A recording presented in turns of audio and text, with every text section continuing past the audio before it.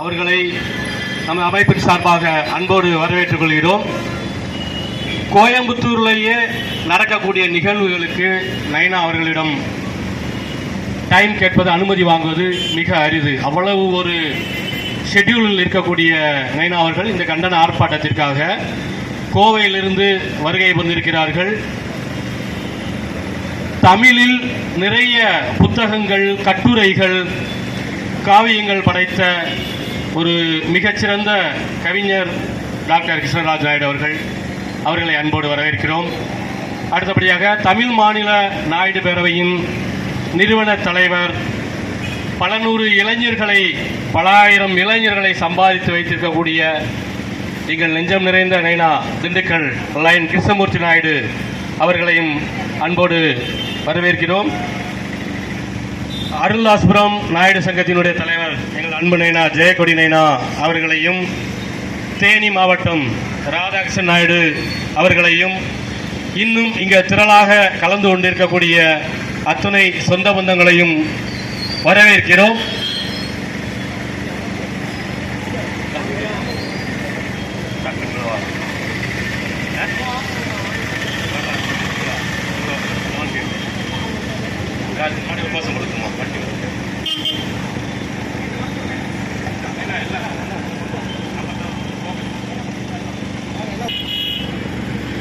வணக்கம் உறவு சொந்தங்களே, என் உயிரினும் மேலான தொப்புள்குடி உறவுகளே, உங்கள் அனைவருக்கும் என் இனிய காலை வணக்கம். இன்று நம்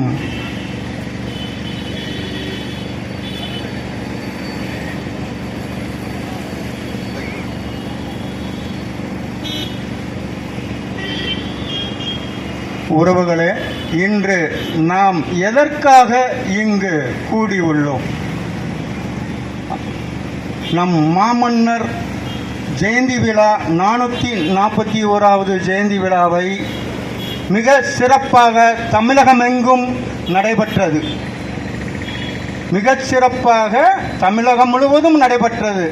ஆனால் மாமன்னரின் புகழுக்கு இழுக்கும் விளைவிக்கும் விதமாக திருமலை நாயக்கர் மன்னர் கல்லூரியில் இருந்த நம் புனித உடலாக கருதக்கூடிய நம் மாமன்னருக்கு, அவரோட திருவுருவ சிலைக்கு மரியாதை செய்ய தடுத்த அந்த திருமலை மன்னர் கல்லூரியின் நிர்வாகத்தினரை கண்டித்து இந்த மாபெரும் ஆர்ப்பாட்டம் நடந்து கொண்டிருக்கிறது. உறவுகளே, நம் மாமன்னர் எவ்வளவு பெரிய புனித உடம்பு பெற்றவர், எவ்வளவு புனித ஆத்மா என்பதை நீங்கள் அறிய வேண்டும். மாமன்னர் கிட்டத்தட்ட இந்த மதுரையில் 36 சித்திரை திருவிழாவை கண்ட மிகப்பெரிய புனித மனிதர், மிகப்பெரிய ஆத்ம ஜென்மம் அவர். அப்படிப்பட்ட மாமன்னருக்கு அவரோட புகழை கெடுக்கும் விதமாக அந்த மன்னர் கல்லூரி நிர்வாகத்தினர் செயல்பட்டதை கண்டித்து இந்த ஆர்ப்பாட்டம். மாமன்னரை பற்றி நீங்கள் அறிந்து கொள்ள வேண்டியது நிறைய விஷயங்கள் உள்ளது. அதை சிறிதாக சுருக்கி சொல்லுகிறேன். திருமலநாயக்கர் மாமன்னர் மதுரையை கிட்டத்தட்ட 36 ஆண்டுகள் ஆட்சி புரிந்தார். தொடர்ந்து எந்த ஒரு மன்னரும், விஜயநகர பேரரசிலிருந்து வந்த எந்த ஒரு மன்னரும் இத்தனை ஆண்டுகள் ஆட்சி செய்யவில்லை. அவர் ஆட்சி செய்தார்.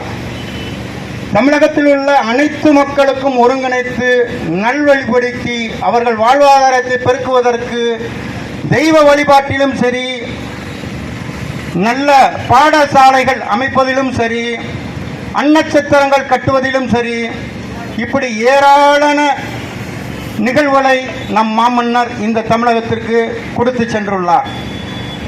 அப்படிப்பட்ட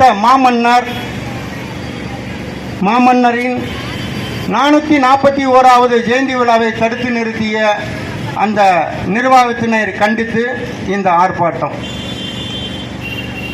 ஒரு காலத்தில் மாமன்னர் அந்த மதுரை மீனாட்சி அம்மன் கோவிலை கட்டி குடமுழக்கு விழா கும்பாபிஷேகம் வைக்க வேண்டும் என்று அவருக்கு முன்பாக இருந்த மன்னர்கள் எத்தனையோ பேர் கட்டி கும்பாபிஷேகம் பண்ணுவதற்கு முயற்சித்தார்கள். அந்த காலகட்டத்தில் எந்த ஒரு நிகழ்வும் நடத்த முடியவில்லை, கட்டி முழுவதும் முடிக்க முடியவில்லை. ஆனால் மாமன்னர் திருமல நாயக்கர் அதை கட்டி முடித்தே தீர்வேன், என் தாயின் அந்த வளையின் ஆலயத்தை கட்டியே முடித்து தீர்வேன் என்று ஒரே பிடிவாதத்தில் இருந்து அந்த மாமன்னர் திருமல நாயக்கர் மீனாட்சி அம்மன் கோவிலை குடமுழக்கு விழாவிற்கு ஏற்பாடு செய்து அந்த ஆலயத்தை உலக புகழ்பெற்ற மீனாட்சி அம்மன் ஆலயத்தை கட்டி முடித்தார். அவர் கட்டி முடிக்கும் நிலையில் இருக்கும் பொழுது அந்த ஆத்மா, அதாவது மாசி மாசம் 4ஆம் தேதி அவரோட ஆத்மா அவர் உடலை விட்டு பிரிந்து விட்டது. அதிலிருந்து 36 நாட்கள் கழித்து மதுரை மீனாட்சி அம்மனோட பட்டாபிஷேகமும், அதாவது குடமுழக்கு விழாவும் நடத்த வேண்டும் என்ற ஒரு நிலைப்பாட்டில் இருந்தது. அவர் இரவில் படுக்கையில் துயில் கொள்ளும் பொழுது உயிர் பிரிந்து விட்டது. அந்த மீனாட்சி அம்மனின் குடமுழக்கு விழா கும்பாபிஷேகம் தடைபடக்கூடாது என்பதற்காக நம் தமிழ்நாட்டில் சித்தர்களுக்கு மிகப்பெரிய ஒரு பவர் உண்டு. அந்த வழியில் 18 சித்தர்களில் முதன்மை சித்தரான அகஸ்தியர் மூலம் அவரின் ஆணைப்படி போகர் சித்தர் தலைமையில் மதுரை 5 சித்தர்கள் ஒன்று கூடி, அகஸ்தியரின் ஆணைப்படி ஒன்று கூடி வளையின், அதாவது மீனாட்சி அம்மனுக்கு மற்றொரு பெயர் வளை என்று பெயர், அவளின் ஆட்சியில் நடந்த இந்த மதுரையில் மிகச் சிறப்பாக ஒரு ஆலயத்தை கட்டி முடித்துள்ள திருமல நாயக்கரின் ஆத்மா பிரிந்து விட்டது. இதனால் அந்த கும்பாபிஷேகம்